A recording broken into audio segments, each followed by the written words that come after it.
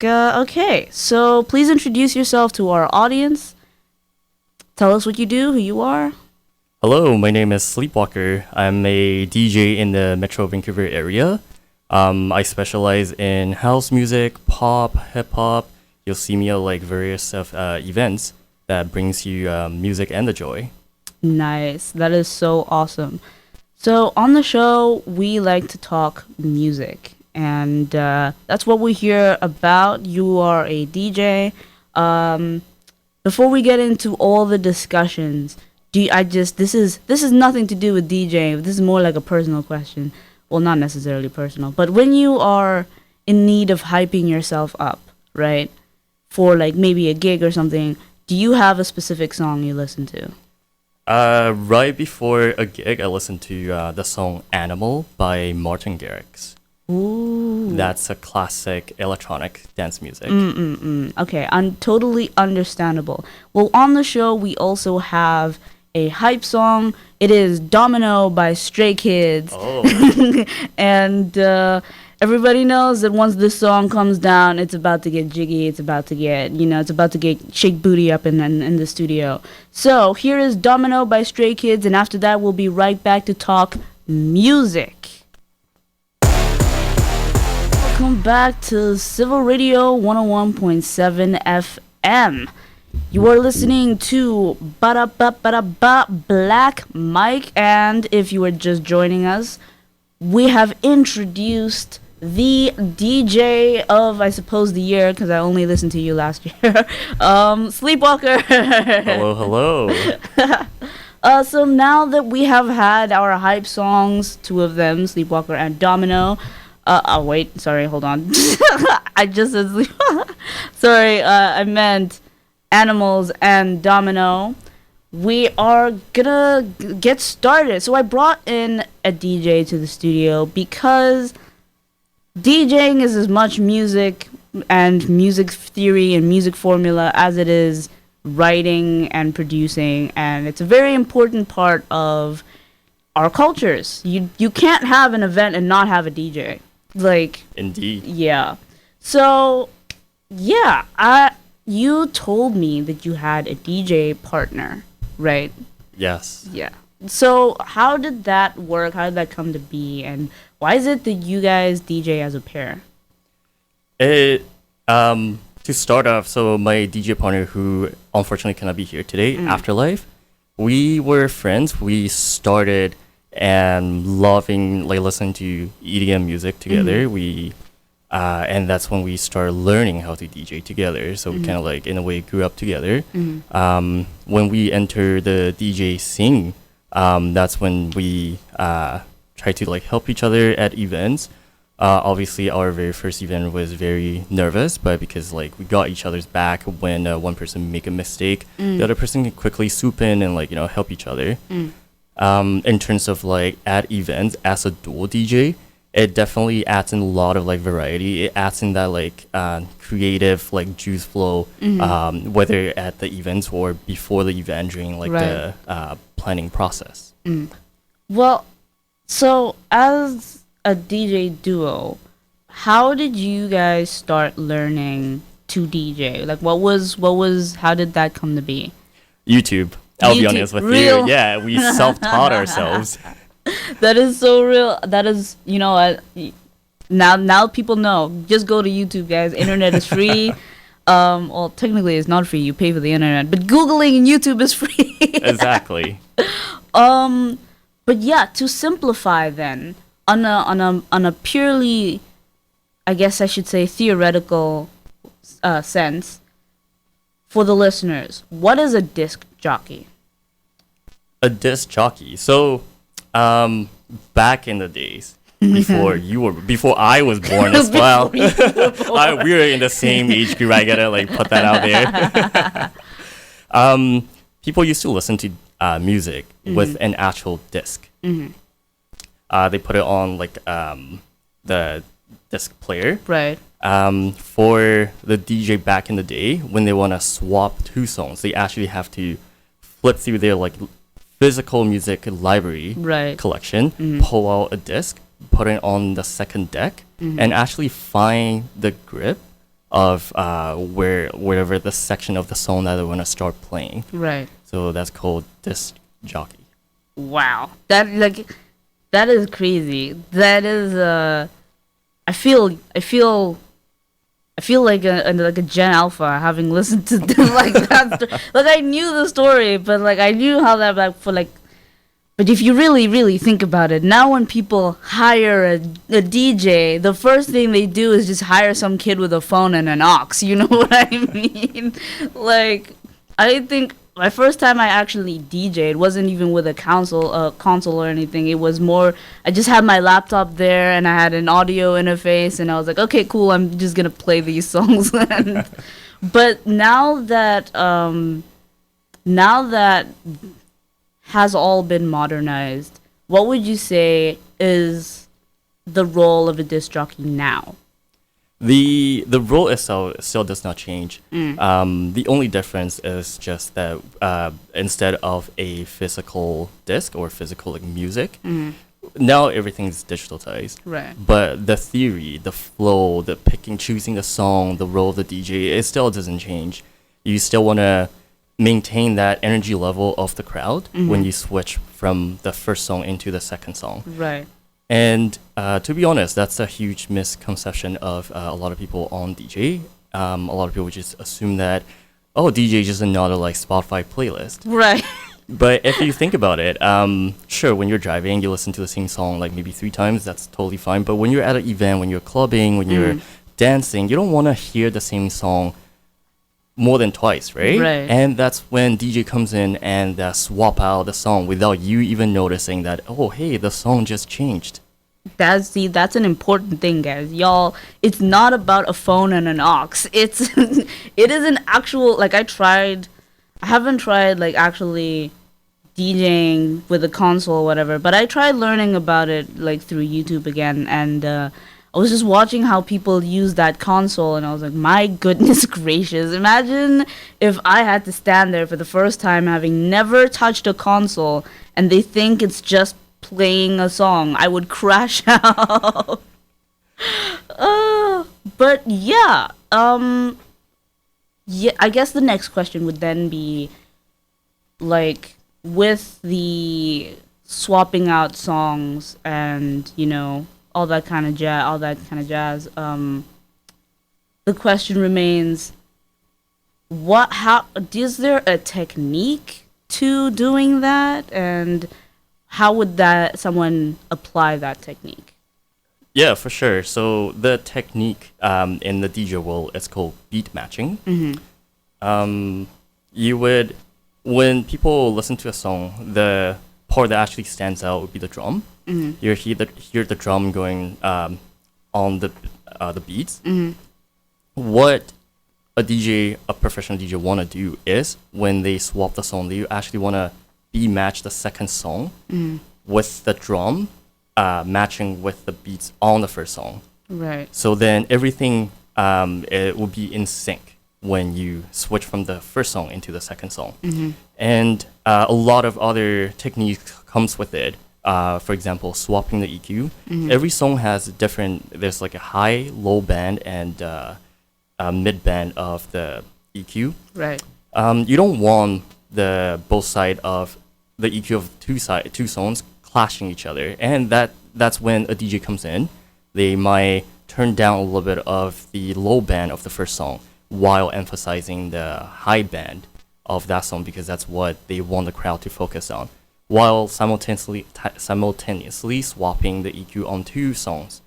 You would blend two songs into like almost, I would like to say, like a dreamlike harmony. And that's also why I got my name Sleepwalker as a DJ. I want my audience to feel like they're immersed in like a dreamlike journey with me. That is those are bars right there. You sure you're not a songwriter or something? Those are That bars. would be the next step. This was like Sifu kind of, my friend. In order to DJ, you must find harmony. So okay, then what kind of equipment do DJs typically use? I mean, like the console. People typically, think of the console, but like I guess we would then explain like how it works and the functions and if there are other equipment that you use besides the console. Obviously the speakers, but like yeah. Yeah, so at the minimum, for a DJ, you need a laptop and a DJ controller. A DJ controller, at the minimum, a basic one would have at least 2 decks. Remember when we were saying that back in the days, Yeah. when they swap all the music, they have like 2 decks. That's basically what a modernized digital DJ controller nowadays has at the minimum level. That on both sides of the DJ controller, basically each deck, meaning it's playing one song, and you get to control different effects, the filter, the EQ, the volume, the speed, the tempo of that song, and those are like where, and obviously a headphone.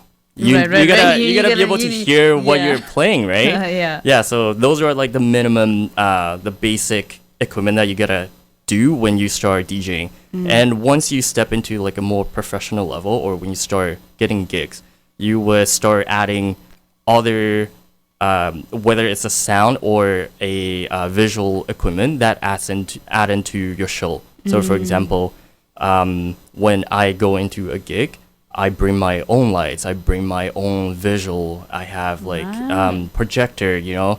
You wanna, it's as if like you're clubbing, you're at a music festival. I want to bring that, It's a spectacle, kind of, basically. into like to my audience. Yeah. Wow. Performance be like, and now you guys know that a lot actually goes into DJing. And taking a look at that controller you have, that looks expensive. It is an investment. It is, and I actually wanted to buy one for myself to learn, and I went onto Amazon and I looked at the prices. Mind you, I'm Namibian, so I had to convert those to Namibian dollars, and I was like, oh my god, I'm spending thousands of dollars. That is insane. But before we take a look at all that you have brought with you into the studio, we're going to go into a little musical break. So stay tuned right here because we have Sleepwalker who brought his amazing controller, and we'll be right back. Here is Muddy by Sophie Powers. Stay tuned. Welcome back to Silver Radio 101.7 FM and 92.3 FM in Chilliwack. You just heard Mixed Nuts by the Official Dandism.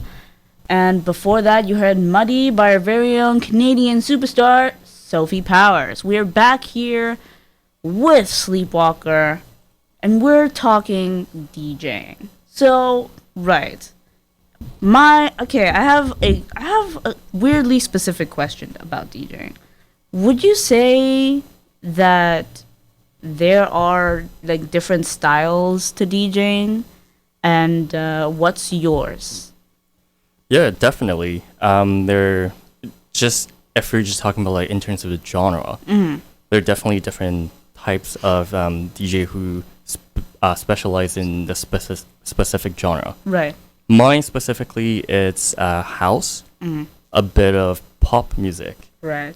And in terms of the playing style, it goes above and beyond. Every DJ, every individuals are different. They have a different creative juice flow. They have different ways that they want to curate it for their specific audience. And to be honest with you, even for myself at different type of events, I would have different type of a DJ style. If it's a younger crowd, like a college bar, I tend to play the song, switch up the songs very fast, because people nowadays, younger people don't have like that much like attention span, right? So they don't want to hear the same song over and over again. So yeah, I do like a quick transition, one song and then another, like a hit goes like that. But if it's like towards like a bit of like older folks, I want to play out the whole song because the songs bring like different memories to them. I don't want to like cut that off for them. No, I see what you mean. Well, okay. That's interesting because when I think of like DJing, you know, The first time I've actually seen someone DJ live was the K-pop event that you were DJing. So I was very interested in, I suppose, you did a lot of quick changes, and I noticed that, and I was like, wait a minute, what's going on? I was just about to hit that move, and you were like, actually, here is another song. And yeah, so I guess I could see that. Yeah, but speaking of that K-pop event, what went into preparing that? I guess should I say playlist or preparing the style that you did? Yeah, so that preparation process, and not just that specific event, but in general, my preparation process would be to find out the theme of the event and also the crowd, what the crowd's gonna be like, and for 2 weeks, I would just be listening to that type of music nonstop. I want to get like as much as knowledge in that specific. So like I'll be honest with you. In October, I was only listening to K-pop. I was driving, I was working, I was listening to K-pop the entire time. And once I get that done, I have like an idea of like I start like piecing together. And while I'm listening to music, I'm also thinking about, oh, maybe this song transition into that song be like a perfect mix. Oh, this part of the song sounds very similar to another part of a second song. So when I when I blend those two songs together, people won't even notice until like when the second song start playing. They're like, wait a second, that's not the same song. Yeah, so that's what goes into a lot of preparation, just like listening to as many music as possible. Right, and because you work in a duo, right? Would you say that the preparation would be like, I don't know, sitting each other and taking with each other and like taking notes and like, hey, this beat does this. You want to do this? Like, how did that work? It definitely makes the preparation more fun. Because what we would do is we set the scene. We don't talk to each other for like a week. We just listen to our own music. We prepare our own playlist. And when we meet up, we compare our playlists. We see what kind of transition that each other has made. And then that's when we piecing everything together. Hey, the first part of my playlist actually mixing into the second part of your playlist. Okay, let's do that. Hey, this song, I know it's like a hit song in 2024. We gotta play that. So those are the preparation. And as a duo, it actually makes it more fun. You know, get to talk to people. You don't just talk to yourself.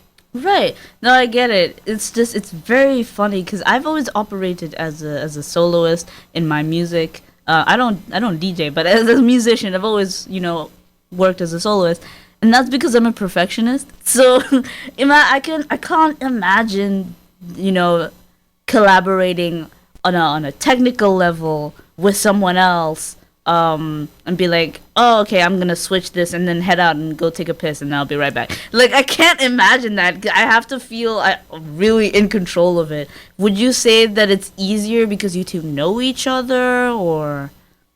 Well, don't get me wrong. We're both perfectionists, and during the preparation process, that's when I wouldn't call it fights, but we definitely have disagreements. Okay. We have arguments. When we rehearse, we would play or DJ as if we're actually DJing at the event, and we would start noticing small things from each other. And that's when we tell each other, hey, I don't think that transition was good. Right. Hey, I think you shouldn't play a quiet song right after a hype song. That kills the mood. Right. And that's when we have like a differences in our like creative. And that's when we talk about it. We might fight a little bit, we argue a little bit. But at the end of the day, we know that our common goal is to have a successful event, and that's what we're trying to build over here. So it's never anything personal. I see. Y'all are a lot better than me. But okay, so with that aside, you have your console. Would you mind telling us about your controller? And its functions. Just, I know technically people cannot see, but just a little rundown of how everything works. Yeah, of course. Obviously, it's a bit harder since we're on a radio show. But if you're listening to this, try to picture a huge rectangle box. on the left side, it's exactly identical to the right side. So let's just talk about one side of the box because the functions are all the same. Right. On top of that deck, you have like a joke wheel. It's basically when I touch it, I am forwarding or looping the song. I'm like scratching it. I'm like changing which part of the song I want to start playing. We actually have the controller connected to the radio show. Right. Shall we Yeah. play something? Yeah, and let then us- we let can us- like kind of listen to it, what it sounds like. Yeah, that sounds like an excellent idea. So, now you're connected, that's on. How about a little demo then? Okay.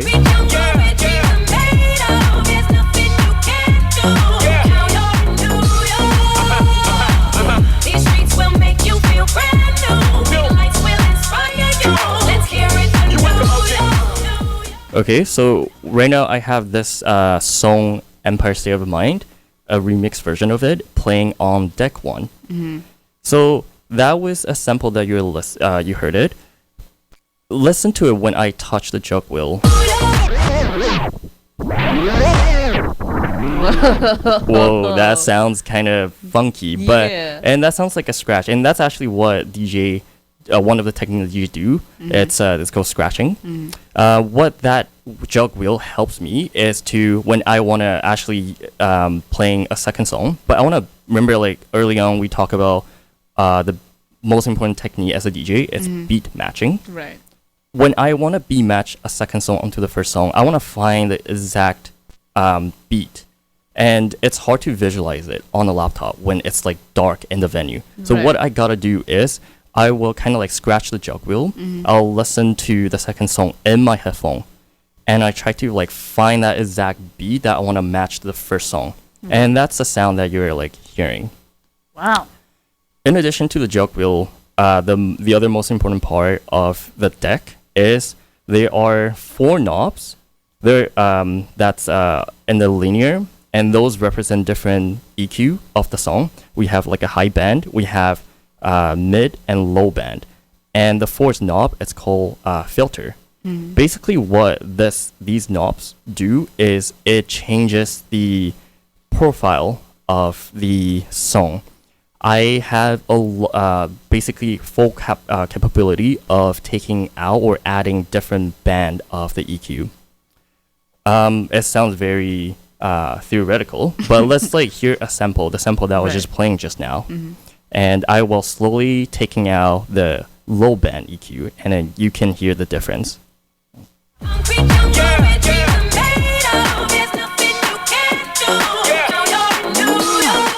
Do you feel like Yeah. something's Yeah, it's missing? Yeah. Okay, let's add it back. Yeah. Okay, I so definitely see what happened there. yeah, the bass was gone. The bass was gone. Yeah, and that's the most important part of a song when you're at an event. That's what pump people and make sure people are dancing. Right. So by removing like different parts of a song, I can make sure that I blend a second song into the first song smoothly, because you don't want like 2 drums like clashing, hitching Yeah, each yeah, other. Those are like the very important aspect of a DJ controller, and there are like obviously more effects on a DJ controller. For example, I can add in like an echo effect.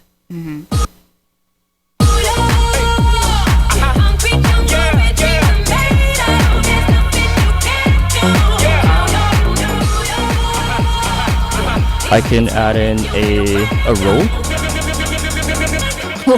I can add in a reverb. I can just like completely echo out the song.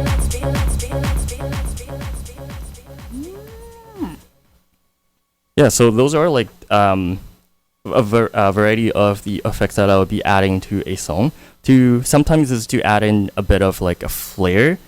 Sometimes is to kind of like tone down, so then I can quietly transition to a second song. Sometimes I turn on just because I feel like it. You know, I want like people to like, you know, hype up and like, you know, like dance more. Yeah. No, I so get it. No. That is so cool.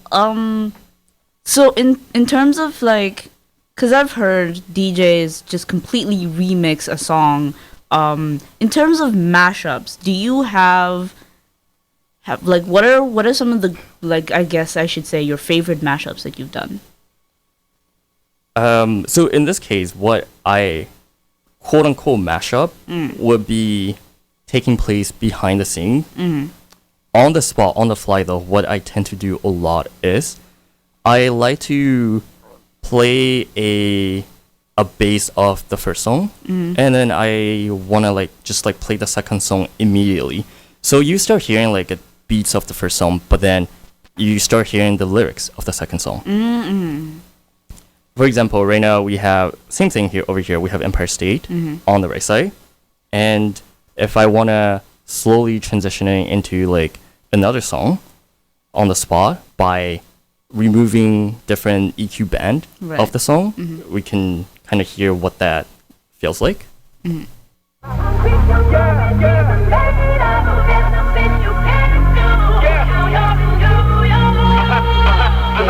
streets will make you feel brand new.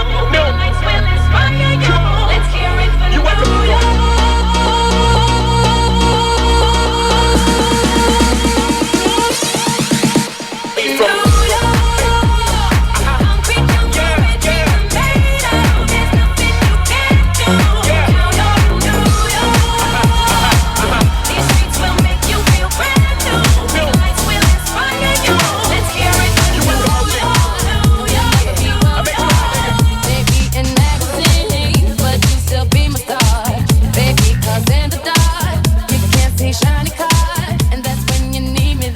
Okay, so what you heard just now is the layer of the Empire State of Mind, but layer up with the lyrics from Umbrella. Right. So that's the part of like a big technique that I usually do, especially at events. Is I would still have the first song playing, but just like some part of the song like lower band, like the drum beat, the bass. But then I would have the melody of the second song start like layering up. So then that creates like a different vibe of like what you usually listen to on like if you just like listen to music on Spotify. Right. That's totally true. Wow. That is really impressive to think of that on the fly, or technically you'd planned it before, but Well, don't give my secrets away. hey, the whole point of the show is to reveal secrets, okay? Right. So is my question then is there a DJ or artist that you take after or had inspirations after that affect your style? Yeah, for sure, definitely. So, a big DJ that definitely influenced me is Zed. Real? Yeah, the clarity, a lot of like his songs coming out from like the early 2010s, and the way that he plays music and just in general, his set brings out a lot of like happy vibes. A lot of his songs are very easy to sing to when you're at his whenever he DJs at events. It feels like a giant karaoke because everyone just like knows every single song. Everyone's dancing. It makes everyone like happy, and that's the kind of vibe that I inspire to bring to my audience. I want them to feel happy after they just come to my event. I want them to dance to my music. I want them to like have like a full on energy the entire night, and they leave the venue happy. That is awesome. Oh my days, that was so adorable. That is so real though, because like I said, DJing is a performance, which people don't necessarily understand on the fly, but it is a performance, and I guess artists and DJs can relate in that sense that their whole point is to get the crowd engaged, and yeah. So with all of that in mind, you saw the first few minutes of the K-pop night. There was like no one on the dance floor. Like I don't want to even imagine how that might have felt, because I was like, I want to be on the dance floor, but no one's on the dance floor. How did that, I guess, would that necessarily make you change your direction on the fly, or what goes through your head when and if that happens? It it happens all the time. As a matter of fact, that was like we expected it. Especially in the beginning of the night when people are still kind of like sober, people are shy, and a big part of the job as a DJ is to get the crowd start flowing. So during my preparation process, obviously I would have like a playlist planned. I know what the first 3 songs I'll be playing. However, it's definitely a lot of like I need to improvise a lot on the spot. So for example, the K-pop event that you mentioned, yes, in the beginning of the night, no one's dancing, and that's okay. That's when we need to start looking at our playlist. We started seeing that, what are the songs that were played in the beginning? Was it that these songs are too old, not danceable, or just like a different genre, different crowd? Right. So it takes a lot of like trial. So that's I don't know what time you arrive at the event, but in the beginning, we also start trying to play some like a different genre of the event, like a bit of the pop, just to get like the crowd coming onto the dance floor. But that did not work, and that's okay too. Yeah. Until we found that like his song, I believe it was like a song from Big Bang. Oh yeah, Bang Bang Bang. Yeah, and that's a song that people ranging from like 15 years old to like, I don't know, 30, 40 years old, that they know the song, they know how to dance, they know, like, even if they don't know the whole dance, they know like the chorus part, that they like just bang bang bang. Yeah, and that's when like everyone start like shouting, and some people would like start coming onto the dance floor, like, yeah, I know this song, I love this song, guys, come on in. And that gets the the flow, the crowd going. Honestly, you got me going when y'all started playing Stray Kids. As soon as I heard Myro, I was like, yes, this is my song. Like, I was dancing the entire night, sure, but like when you started playing Stray Kids, I was like, yes, whoever that was, you made the right decision. Yeah, but also I was with a group where like a few of the people were like, oh, what if they played this? And then they'd come up to you and they take requests. How would you then transition in for that request? And how would that work as you're doing that on the fly? Yeah, song request is definitely a big part of DJing at events. But at the same time, we understand that everyone has different cup of tea in terms of like music genre, or like the specific songs they want to listen to. We try our best to accommodate those song requests. Obviously, we have a pre-planned playlist that we have. We have different songs on different tempo that we have lined up. So whenever we take a song request, what we try to do is we want to see if the tempo of that song, and also how hype that song is, would if that will fit into whatever that was going on throughout the night. Right. And again, most of the time we try our best to accommodate the song request, but unfortunately there just be times when the song might be too slow or too fast.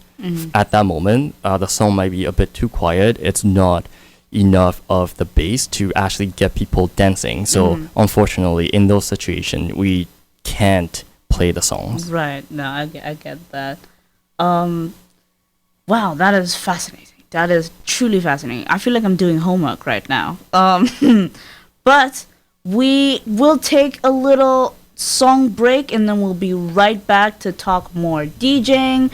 Here is Where's Smoke, There's Fire by Kiki. Stay tuned right here, because you do not want to miss this. So that was Normani with Motivation. And you are listening to Civil Radio 101.7 FM, Black Mike, ba-da-ba-ba-da-ba. We're joined again with Sleepwalker, and we're talking DJing. But I've asked the kind Sleepwalker to give us a little demonstration performance, give us a little 10 minutes. Before that, I guess my question is, did you come with a playlist, or you just like pick random songs and like, okay, this is what I'm gonna do? Well, I just had to do it on the fly, so it's gonna be a bunch of like random songs It's that's gonna coming be together. okay. I'm excited to hear this go on the fly. I'm excited to hear your thoughts afterwards. Of course, for the listeners, there may be a little explicitity in these songs. I don't know. I don't know what songs he's gonna pick, but I'm just gonna put that disclaimer over there. So there's your fair warning. We're gonna be right here. Yeah. So give us a performance. Welcome back to Civil Radio 101.7 FM. You are listening to Black Mike. We have here Sleepwalker, who gave us an amazing DJ performance. I am still bouncing in my seat. So thank you for that performance. Can you tell us what went through your head as you were doing that? You did like 10 minutes. Technically, I almost forgot and almost made you do 15 minutes. But yeah, let me know what went through your head as this was on the fly, so. Yeah, absolutely. First of all, yeah, it didn't feel like 10 minutes, but once when I was in the zone, it just Right. feels like the time it's Yeah. just a concept. Yeah, I was so enthralled in it. I was like, oh wait, I forgot to check the time. Yeah, definitely. The songs, the genre that I was trying to pick is something more danceable. It was a lot of a house or techno remixes of pop music, and that's the type of genre that I actually enjoy to play the most. Because the songs are everyone can sing to it, everyone knows the song, but the beats are it's a lot of remix that you can just dance to the music, and Right. that's what I love. That's what I like to see from my audience. Yeah, well, I was technically your only audience that you could see, but I was up there dancing. You were. I love that. Yeah, no, I definitely appreciate it. Because you were on the fly as you were picking songs. What was your thought process picking those songs? Tempo. Tempo was definitely the biggest thing, and as basically the most important message throughout the show is beat matching. And in order to beat match, I need to make sure that the songs that I'm playing are relatively close in terms of the tempo, so they're not too fast, too slow. Can you imagine when you're, let's say, at an event or when you're clubbing, you're dancing out of nowhere, a song that just very fast comes up, and you're just oh wait, what am I supposed to do with my body? It's out of sync.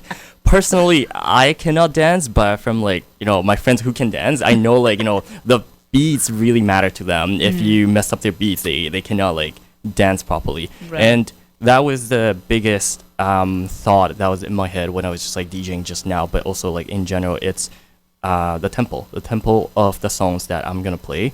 And then the second would be coming to the type of the song. Obviously, you throughout that 15 minutes, you can kind of see that I did it sort of in a 3 segment. It was a lot of fast songs with very strong beats and bass that makes you just want to party nonstop. But then here and there, I would play a song that has a slower melody that kind of let you reset, to let you just chill a little bit, think about oh, this is such a fun night, fun event that we're doing right now, the fun show that we're doing right now. And then I'll pick up that pace again to play something with a stronger beat. So then you go back to that dancing mode again. That's big brain. That's big brain. Wow, that's awesome. You have me shook right now. Okay.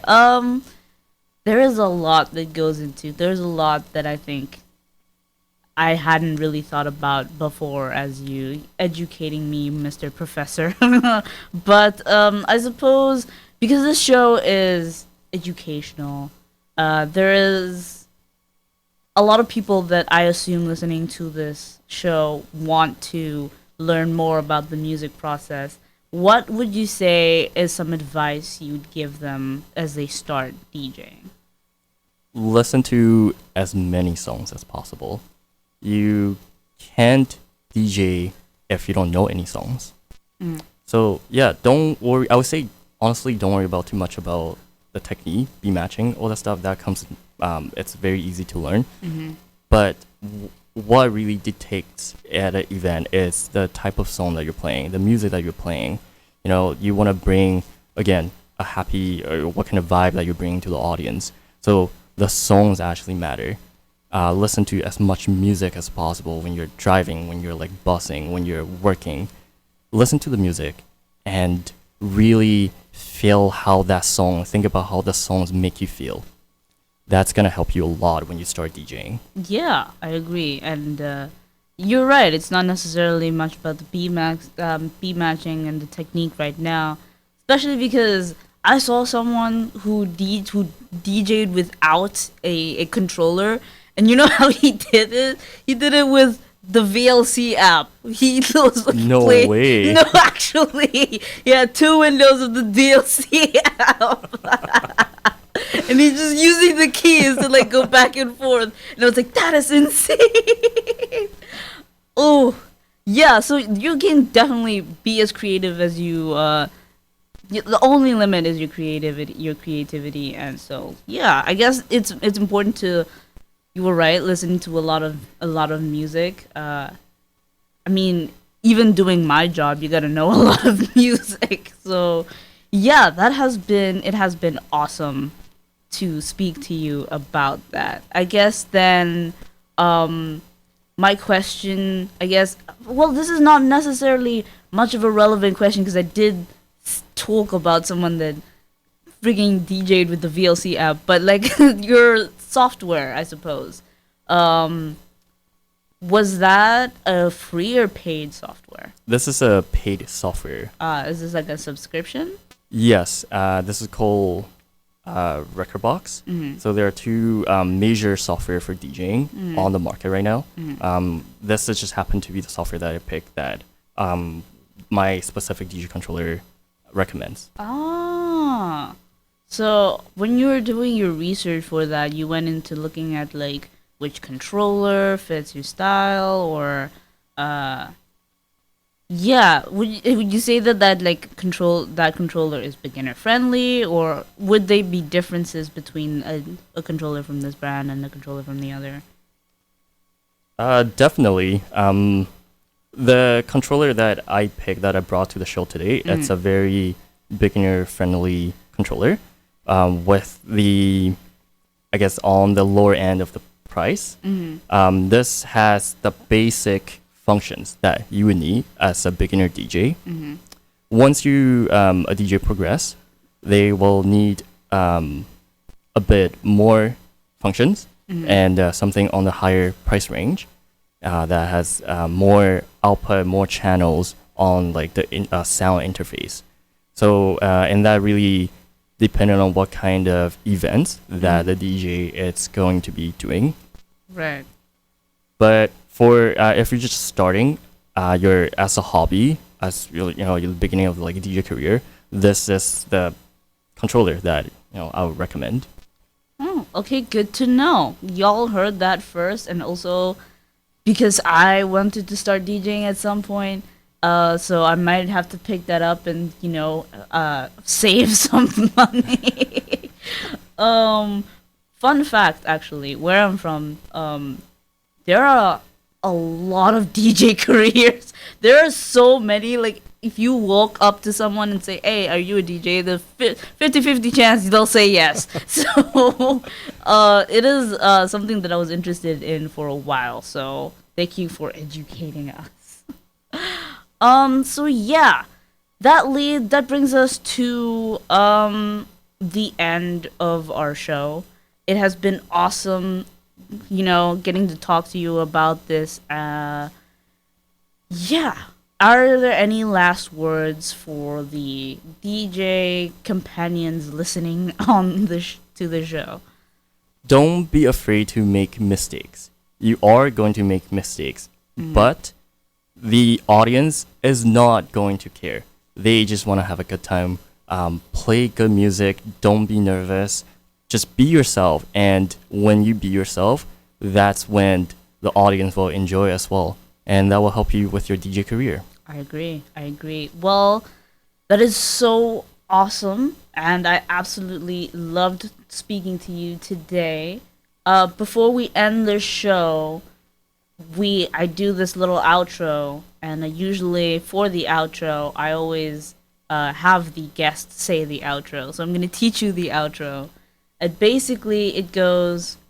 Now that you have been indoctrinated into the Black Mic agenda, I have been your name, and I bid you adieu.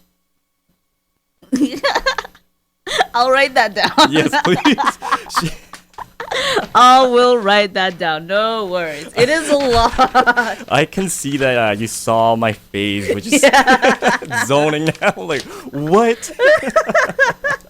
Okay, so it's so that 7 point over there. That is the outro, but you just replace my name for your name. All right, whenever you're ready. Yep. All right.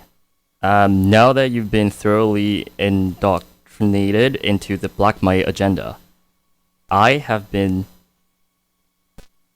Your name. Sleepwalker, And I bid you adieu. and I bid you Adieu. adieu. Yeah, that was awesome.